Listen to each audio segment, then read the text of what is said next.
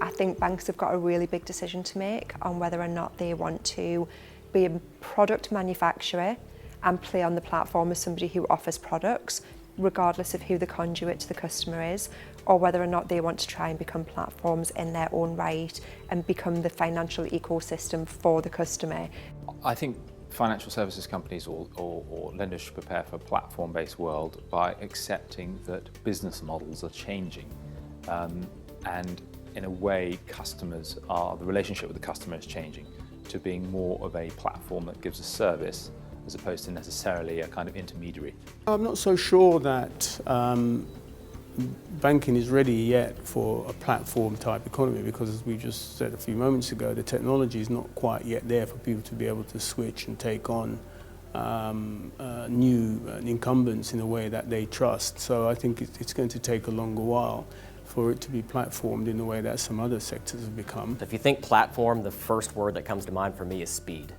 That's just being able to process information at a more streamlined, efficient, lightning fast manner. You start adding in cloud software and cloud technology with a platform, you've got information coming in from different areas into one place. You have a really good, fast, efficient process. If you become a manufacturer of product, that's a very big change on how you make your income, how your balance sheet performs, whether or not you even have a relationship with the customer. What does that mean for brand? I think that's something that most banks are going to really struggle with over the next couple of years, and will largely be defined by who the platform players end up being. If it ends up being a GAFA, I think that could be a real game changer for everyone. If it's the existing banks or the fintech banks or the neobanks, then that might be an easier transition in that we've already got relationships in that financial ecosystem. What we're seeing with the likes of Revolut, what we're seeing with the likes of Starling and Monzo is bundling together third-party services that aren't their product, and they're actually creating these customer journeys so that they can get the best possible outcome. And again, we're now seeing the banks themselves starting to embrace this.